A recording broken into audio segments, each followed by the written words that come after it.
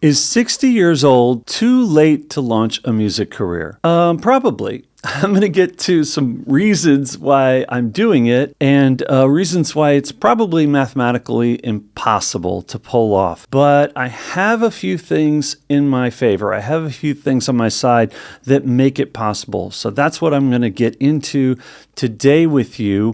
I want to first mention, going forward, I'm going to briefly mention DoNotAge in my videos as an affiliate partner. I'm not going to be talking about specific supplements as I go forward because this is a music comeback. I'm transitioning to this story, but I'm going to be discussing that with you and how that NAD boosting is helping me along the way. So I'm basically show and tell. I'm going to show you what I'm doing with the energy boost. I consider it impossible. I don't even think the odds are 1 or 2%. I think it's impossible for me to pull off the things that I'm doing, what I've been working on so far. The album's 80% done, and what I've got in front of me once I do that to start performing and promoting this stuff. I do consider it impossible. So it'll be interesting to see if I could somehow pull off the impossible. I do believe with my NAD boosting protocol, the supplements that I'm taking, I think it's going to help me a lot to do it.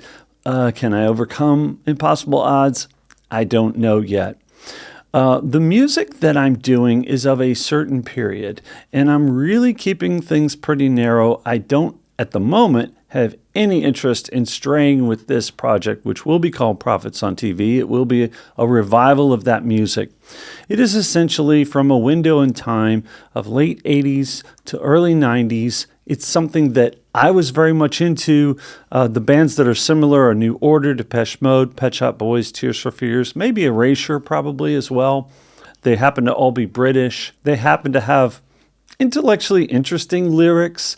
Mine are probably less so interesting as a lot of theirs, but maybe I'm being hard on myself. But that's the general approach to the sound that I'm doing. Why am I doing that? I've explored other music over the years, written other music, more commercial, more pop, even some Euro rap in the 90s, dance rap, club rap stuff. I wasn't rapping myself, but I was producing that with some other artists for a label in Germany called K-Town Records, if you're curious. But this is the musical era that spoke to me the most and still haunts me to this day. And my personal back burner dream was to revisit that and sort of finish the job. I have unfinished business of making my own album because I didn't know that Much Better had the success that it has, as I've said before, in Argentina and also some other countries, which I'll talk a little bit about too. So that's why I'm going back to this era and I'm going to complete this. Now, that's why I care about doing it. I'm making the music for myself, first and foremost. These are songs that I'm playing over and over and over in the car, and the test of are they good enough for me is, do I get tired of them? So far, I'm not tired of anything that's going on the album, and I played them over and over and over again, and believe me, I do get tired of my own music, and so the fact that I've been playing some of these for a year and a half, and I'm not tired of them, then it's a good sign for me, right? I'm satisfying that desire for myself to have that music. Who else is going to care? Who's going to give? And probably not very many, right? Not very many of you and not very many people in general are going to care about a 60-year-old making late 80s, early 90s Eurodance music, right? No one's really, I won't say no one. I do have some people here noted, but it's not that many people. But I do think it's going to work out in some way. And what does that mean? I think it's going to be financially viable. In other words, I won't be just putting money into something for a vanity project. I do think there will be a return. Why do I think there will be a return? Well, in the first place, I'm going to be making vinyl records. People who like that music like playing vinyl, as I do. And I don't even have a turntable right now. So I'm making vinyl I'm going to buy the turntable when my own vinyl is ready. And I have records. I just, through the years, didn't keep up by having a turntable. So it'll be interesting to see how many people buy the record but don't have a turntable yet or go out and get a turntable. Recently, I sold 70 of my old 12 inches to Spain. And I bring that up because I made more money on that one transaction than I would have made with 1 million Spotify views. 70, right? The numbers that I need to make this project financially viable are a teeny tiny fraction of what most artists would need to make a music project commercially viable today. So things like publishing are less important to me. I'm selling physical medium. I'm going to be selling, maybe even make some cassettes just for fun. And that physical medium, based on what I've seen so far in a brief moment of time, with what we just sent to Argentina alone, and plus to Spain now, it's going to pay for itself. The project will pay for itself. We're talking about quantities of 1,000 or less. We're not talking about massive quantities. Who else would be interested other than those 70 people? Well, the kids and DJs, I say kids, they're all grown up now, but at the time when the song was popular, they were people in Buenos Aires in Argentina. And now we've reached 2 or 3 generations since, because once a song is kind of a classic, it keeps playing at the parties, other people get into it. And I've had younger people, much younger than myself, write to me on Facebook asking about new music. People in their 30s, 40s, that's a lot younger than me, asking for new music from Prophets on TV. So once I had that song, it sort of transcends the generations.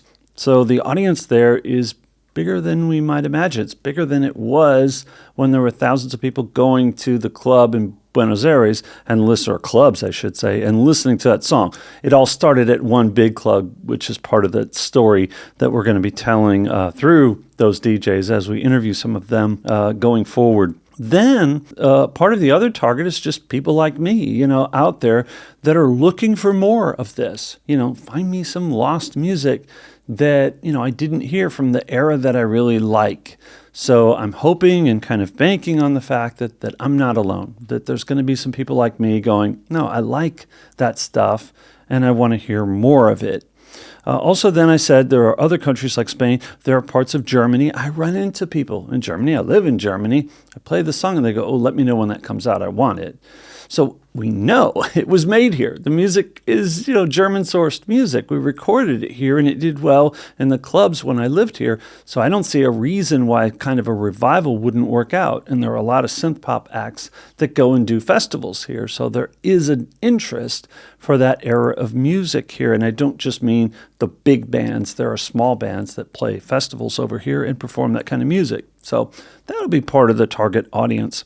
Then there will be some 80s music fans in general, or people who just like the bands that I mentioned, maybe Depeche Mode fans who maybe like myself are not as much into their newer stuff. We listen to their newer stuff. We may even go to a show, but mostly we're going to hear the older stuff. I'm making the stuff that would fit more side by side with the older stuff. It's just because I didn't have the career that they've had making it. They've moved on from it. I'm still back in that EMU Emulator 2 era, if you remember that Ferris Bueller Day Off synthesizer. By the way, I have my eyes on one of those for fun to get that back in here. But that's really emblematic of that era, that synth. And they've moved on from that. It's all they used back then, but they've moved on. Well, I haven't moved on. I didn't get my moment with the Emulator 2, so I'm working on that now. Then I think there is a novelty factor. I think there will be some people who just cheer for the underdog. Yeah, this looks really improbable, if not impossible, for a guy in his 60s to be launching a music career. And at least I'm doing it with a true professional. I mean, Justin Gariano just did work with Billy Joel in 5 Seconds of Summer. And lots of other big names that he's worked with. So he's worked with the artists who are getting those millions of views on Spotify. So the quality level will be met. He also worked on, by the way, an 80s era project called The Midnight, which is younger guys doing 80s music, which I actually do like that band, by the way. There is some newer stuff that I like. There's some Post Malone stuff that I like. There's even some Miley Cyrus stuff that I like. I'm a big fan of Empire of the Sun. That's not that new, but I'm a fan of theirs for a couple decades now almost. Whenever they came out, it blew me away, and I like their music quite a bit. So we'll see how this plays out. That's kind of the target audience. If you could think of other people to target, then interested. Hey, it may be senior citizen homes, it may be nursing homes pretty soon. We'll be doing dance night, and bingo night is Wednesday, dance night, club night would be Friday. So maybe that'll be another target audience. And by the way, feel free to laugh at me over this. This is totally fine. I'm laughing about this. I think it's pretty funny that I'm going to be out there dancing around on stage, but I do have the energy, and I am excited about doing it, and I think it's going to be fun. So I'm excited about this comeback. I will say that, and we'll see. But feel free to laugh. If that keeps you watching and engaged and involved, then by all means, chime in, laugh away. Talk to you soon.